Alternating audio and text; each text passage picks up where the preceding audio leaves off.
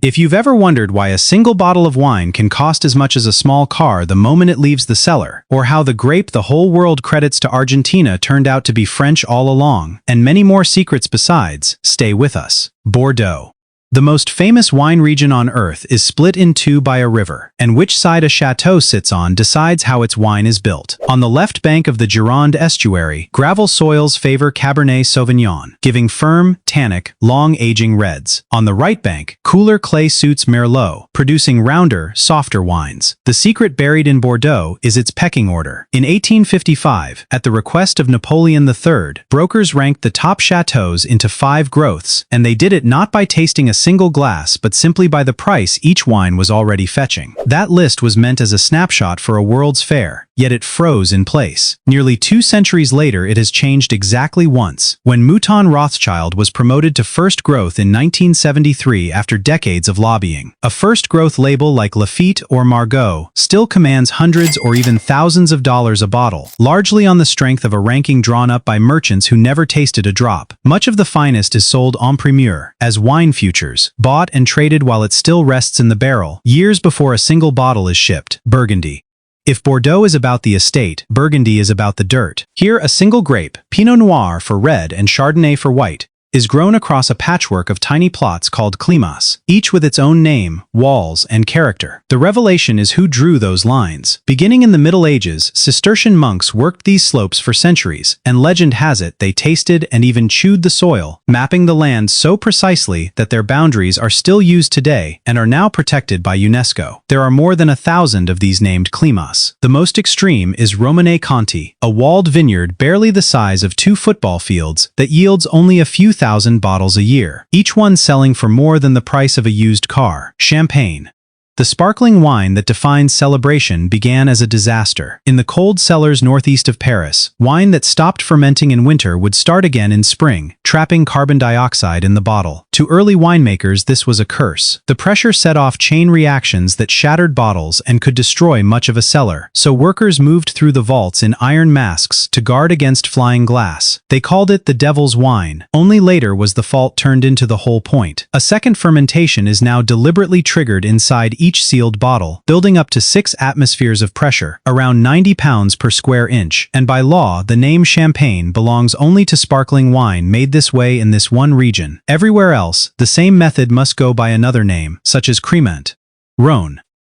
Running south down the Rhône River, this long region is really 2. In the steep north, Syrah makes dark, peppery reds, sometimes with a little white Viognier blended in. In the broad, warm south, Grenache leads blends that can legally mix more than a dozen grapes. That southern hub, Châteauneuf-du-Pape, hides 2 stories. Its name, the Pope's New Castle, comes from the 14th century, when the papacy moved from Rome to nearby Avignon, and the popes planted vineyards here. And it was on these vineyards, in the 1920s, that a local baron named Pierre Leroy wrote the first strict rules of origin and grape, the blueprint that became France's national appellation system, and, eventually, the model for protected wines worldwide. Its other quirk lies underfoot, where large round stones called galets soak up the day's heat and radiate it back to the vines at night. Loire.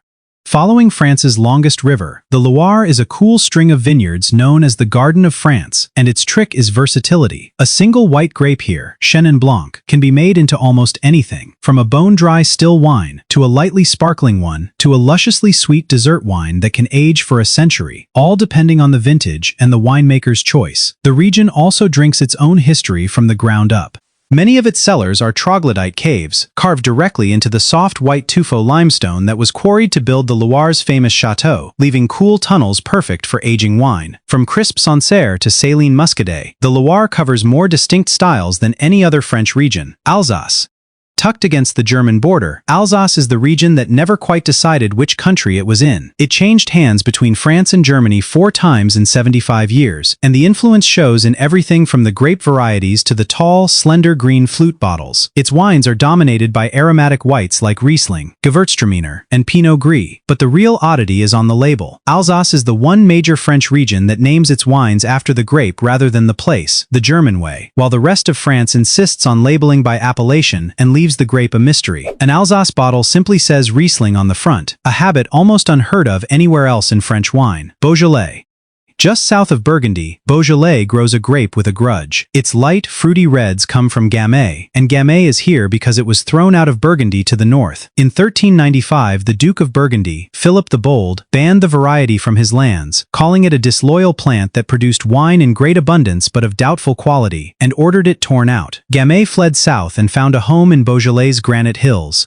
The region's other claim to fame is a marketing masterstroke. Beaujolais Nouveau, a wine fermented and bottled in just a few weeks, is released at 1 minute past midnight on the third Thursday of every November in a global race to pour the first bottle of the new vintage. It is made by a method called carbonic maceration, fermenting whole grapes inside a tank of carbon dioxide, which gives the wine its bright, candied, banana-like fruit. Provence.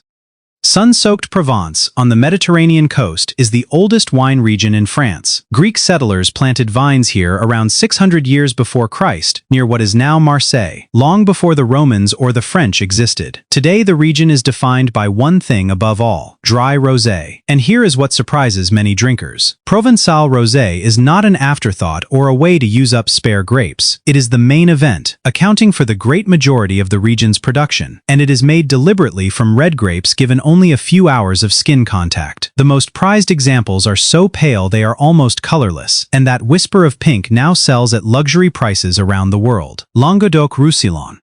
Sprawling along the southern coast towards Spain, this is the giant of French wine, the largest vineyard region in the country and for a time the largest in the world, once producing a veritable lake of cheap table wine. But buried in its history is a genuine bombshell. The world's first documented sparkling wine was probably not champagne at all. In the Abbey of Saint-Hilaire near the town of Limoux, monks are recorded making a sparkling wine called Blanquette de Limoux in 1531, more than a century before champagne perfected its own bubbles. Today, Languedoc has traded quantity for quality, reinventing itself as a source of bold, affordable reds and characterful wines that finally shed the old reputation for plonk. It still grows more of France's wine than any other region, and its vast, sun-drenched vineyard has become one of the great centers of the natural wine movement. Sauternes.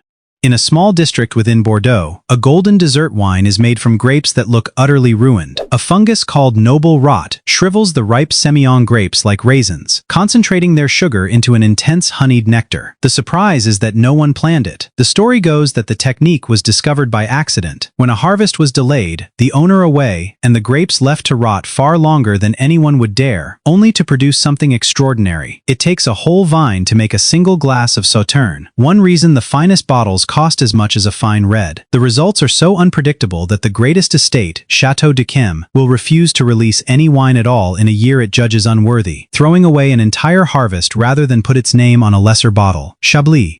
In the far north of Burgundy sits Chablis, which makes a lean, mineral, unoaked Chardonnay so distinct that many drinkers never realize it is the same grape as a rich Californian one. The reason lies deep underground, and it is very old. The soil here, called Kimmeridgian, is packed with the fossilized shells of tiny oysters from a warm sea that covered the region around 150 million years ago. Growers swear that ancient seabed is what gives Chablis its famous flinty, almost salty edge. The cool climate carries a cost, though. Spring frosts can wipe out a crop overnight, so growers fight back by lighting thousands of candles and small heaters among the vines through the night to keep the buds from freezing, turning the hillsides into a field of flickering lights. The best plots, the Grand Crus, all sit on one south-facing slope above the village, Cahors. In the southwest, far from the coast, the town of Cahors makes a wine so dark it earned the name the Black Wine. It is built on Malbec, and here is the fact that stuns most drinkers. Malbec, the grape the whole world now associates with Argentina, is French, and Cahors is its ancestral home, where it has grown for centuries. The wine was historically so deep, tannic, and powerful that Bordeaux merchants openly bought it to strengthen their own thinner reds in weak years, until Bordeaux moved to shut the practice out and protect its own name. When phylloxera and hard frosts later devastated Cahors, it was Argentina, with cuttings taken abroad, that turned Malbec into a global star. By law, a red Cahors must be at least 70% Malbec, a grape the locals still call by its old French name, Côte, Jura. East of Burgundy, in the foothills of the Alps, the small Jura region makes some of the strangest wine in France. Its signature is vin jaune, or yellow wine, made from the Sauvignon grape and aged in barrels that are deliberately never refilled as the wine evaporates. A film of yeast called the veil grows across the exposed surface, protecting it from spoiling and giving it a nutty, tangy flavor much like a dry sherry. It must age this way for 6 years and 3 months before release. And it comes in its own unique bottle, the Squat Clavelin, which holds 62 centiliters rather than the standard 75, the only non-standard bottle size allowed under European Union law, said to represent what remains of a liter after the long aging. Savoie. High in the French Alps, wrapped around ski resorts and mountain lakes, Savoie is one of France's smallest and least exported wine regions. It grows a set of obscure local grapes almost no one outside the area has heard of, crisp whites from Jacquard and reds from the peppery Mondos, grown on steep slopes at some of the highest altitudes in French viticulture. The catch with Savoie is simply that most of it never leaves. The wines are light, fresh, and made for the mountains, poured into glasses beside fondue and raclette in the ski chalets, and the region drinks nearly all of its own production locally, which is exactly why so few people beyond the Alps have ever tasted them. Its vines cling to tiny pockets scattered across the mountain valleys, growing a set of native grapes found almost nowhere else on Earth. Corsica.